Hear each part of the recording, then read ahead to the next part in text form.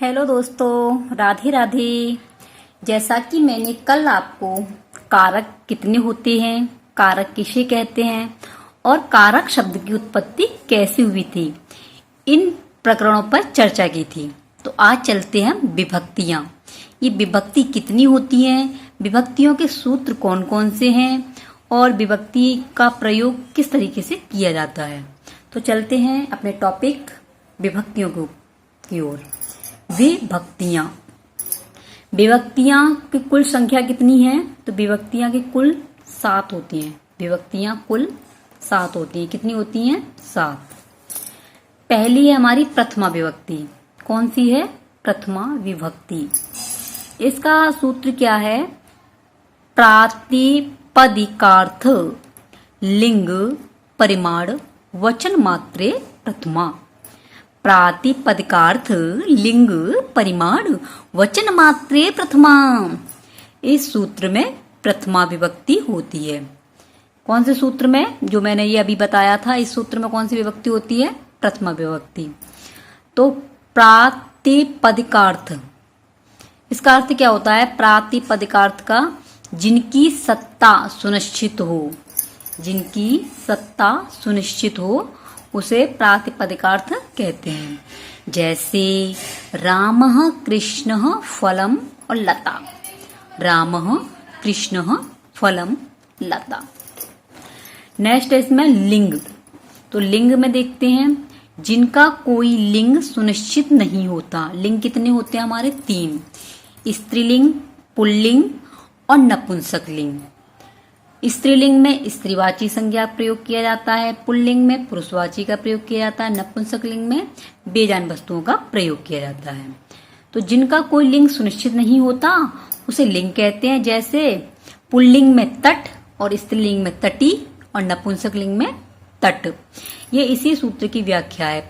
प्रातिपदिकार्थ का बता दिया और लिंग। अब आता है परिमाण। परिमाण, परिमाण कहते हैं लंबाई, चौड़ाई, ऊंचाई आदि के माप वाचक। यानी परिमाण के अंदर लंबाई, चौड़ाई, ऊंचाई आदि आते हैं, उन्हें परिमाण कहते हैं। जैसे सूत्र है इसका द्रोणोव्रीहि। द्रोणोव्रीहि, तो द्रोणोव्रीहि को हिंदी में क्या बोलते हैं? बाल्टी भर चना। तो बाल्टी भर चावल, तो बाल्टी भर चावल। तो ये हमारे किस में आ गया? इसमें जो अंदर जो है मापन बताया जा रहा है कि इसमें बाल्टी भर चावल है। नेक्स्ट है सूत्र आड़कम। एक बाल्टी का चौथाई भाग। आड़कम कहते हैं एक बाल्टी का चौथाई भाग। नेक्स्ट है शेरह गोधूमः। शेर भर गेहूं। शेर भर गेहूं, ये क्या इसका है? शेर गोधूमः। नेक्स्ट है इसमें आया था जैसे ये वचन। वचन को क्या बोलते हैं? वचन संख्यावाचक शब्द होते हैं। वचन संख्यावाचक शब्द होते हैं। वचन कितने होते हैं हमारे? 3। एक वचन, द्विवचन और बहुवचन। एक वचन के लिए एक व्यक्ति का प्रयोग, द्विवचन के लिए 2 व्यक्तियों का और बहुवचन के लिए बहुत से व्यक्तियों का प्रयोग किया जाता है।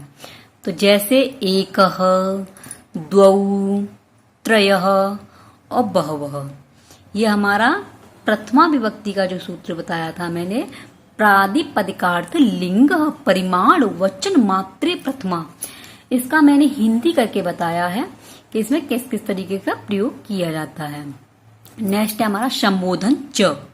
ये प्रथमा विभक्ति के अंदर ही आता है, संबोधन च। इसका सूत्र है अभिमुखीकृत्य बोधनम संबोधनम। अभिमुखीकृत्य बोधनम संबोधनम। संबोधन में भी प्रथमा विभक्ति होती है। संबोधन में भी प्रथमा विभक्ति होती है। ठीक है। इसका सूत्र है जैसे हे राम। उदाहरण इसका क्या है? हे रामः, हे हरे, माम रक्षः, अत्र आगच्छ। अत्र आगच्छ। तो यानी कि प्रथमा विभक्ति में संबोधन कारक भी आता है। संबोधन जो विभक्ति है वो भी इसके अंदर आती है। अब नेक्स्ट चलते हैं हम द्वितीय विभक्ति। द्वितीय विभक्ति क्या कहती है? द्वितीय विभक्ति, द्वितीय विभक्ति को 2 भागों में बांटा जा सकता है। द्वितीय विभक्ति को कितने भागों में बांटा गया है? 2 भागों में। नंबर 1 कर्मणि द्वितीया, नंबर 2 तथा युक्तम चानीप्सितम। दो भागों में से बांटा गया किसे, द्वितीय विभक्ति को। तो कर्मणि द्वितीय विभक्ति में क्या होता है, कर्म कारक आता है और द्वितीय विभक्ति का प्रयोग होता है। तो कर्म कारक को आश्रित होकर होने वाली द्वितीय विभक्ति कहलाती है। जैसे हरिम भजती, हरि को भजता है, या हरि की याचना करता, हरि को भजता है। दूसरा ऐसे का तथा युक्तम चानिप्सितम, इसे हिंदी में बोलते हैं उपपद द्वितीय विभक्ति, उपपद द्वितीय विभक्ति। इसके कैसे जानेंगे, किसी विशेष पद के योग में द्वितीय विभक्ति का प्रयोग होता है। कोई विशेष पद जब होता है तो उसमें कौन सी विभक्ति प्रयोग की जाती है, द्वितीय विभक्ति का प्रयोग किया जाता है। जैसे वनम अभितः परितः वा वृक्षः, जैसे वनम अभितः परितः वा वृक्षः।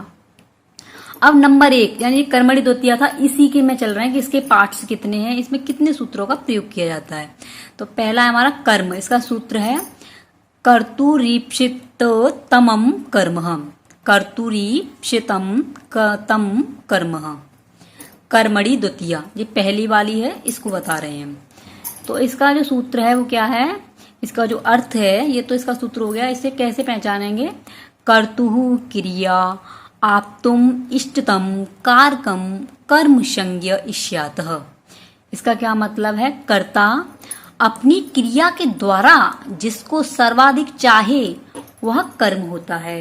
क्या है इसका मतलब, कर्ता अपनी क्रिया के द्वारा जिसको सर्वाधिक चाहे वह कर्म होता है। जैसे मोहन ग्रंथम पठति, मोहनः ग्रंथम पठति। इसी में दूसरा सूत्र है इसका तथा युक्तम चानिप्सितम, तथा युक्तम चानिप्सितम। अनिप्सितम माने होता है अनचाहा, अनिप्सितम माने अनचाहा। जैसे ग्रामम गच्छनम तृणम स्पृशति, गांव जाते समय अनायास ही तृण को स्पर्श हो जाता है, तृण को स्पर्श हो जाता है। नेक्स्ट सूत्र है इसका अकतितम च, पहले वाले की चल रहे हैं ये, अकतितम च। इसमें 16 धातुएं होती हैं, किसमें, अकतितम च में 16 धातुएं होती हैं और इन्हें द्विकर्मक धातु भी कहा जाता है। अकतितम च को द्विकर्मक धातु भी कहा जाता है। तो 16 धातुएं कौन कौन सी हैं, देखिए 16 द्विकर्मक धातुएं। ये 16 धातुएं जो होती हैं इन्हें द्विकर्मक धातु बोलते हैं। तो कौन कौन सी हैं ये, दुह, याच, पच, दंड, रुध, प्रच्छ, ची, ब्रू, शास, जी, मथ, मुस, नी, ह, कृश, वह।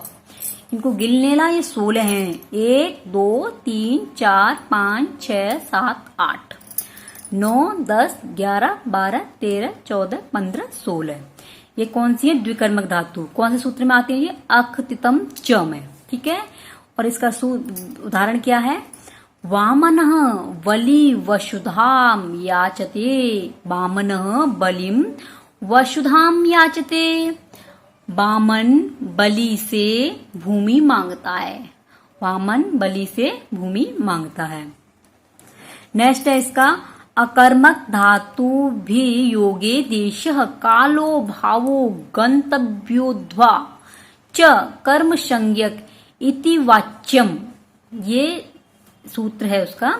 तो इसमें क्या है, देश, समय, भाव, दशा आदि ऐसे वर्णों में भी द्वितीय विभक्ति का प्रयोग किया जाता है। जैसे कुरुहु कालेन स्वपिति, कुरु समय से सोता है। नेक्स्ट है अधिशिंग स्था अशाम कर्म, उपसर्ग सोना, ठहरना, बैठना। इन वर्णों में भी द्वितीय विभक्ति का प्रयोग किया जाता है। जैसे हरिः वैकुंठम अधिशेते, हरि वैकुंठ में सोता है। नेक्स्ट है अभिनिविशश्च, अभिनिविशश्च, अभि और नि उपसर्ग पूर्वक विस धातु के रहने पर कर्म संज्ञा होती है। जैसे अभिनिविशते सन्मार्गे, सन्मार्ग में मन लगता है। सह सन्मार्गम अभिनिविशते, वह अच्छे मार्ग से प्रवेश करता है। वह अच्छे मार्ग से प्रवेश करता है। नेक्स्ट है उपान्वद्वा असम, उपान्वध्यांगवश, उप अनु अधि अंग उपसर्ग पूर्वक, इन सभी में द्वितीय विभक्ति का प्रयोग किया जाता है। जैसे हरिह वैकुंठम उपशति, हरि वैकुंठ में रहता है। नेक्स्ट है अभियुक्त्यर्थस्य न, जैसे वने उपवसति, वन में उपवास करता है या वन में भूखा रहता है, या वन में भूखा रहता है। ठीक है, समझ में आ गया? तो आज मैं इसे यहीं तक बताऊंगी और कल मैं इसका सेकंड पार्ट को बताऊंगी, क्योंकि मैंने आज पहली जो द्वितीय विभक्ति का पहला जो चैप्टर है वो बता दिया है। द्वितीय विभक्ति कितने प्रकार की होती है? 2 प्रकार की। तो पहली के जो सूत्र हैं वो मैंने आपको करा दिए हैं और कल मैं दूसरी के कराऊंगी। थैंक यू, धन्यवाद।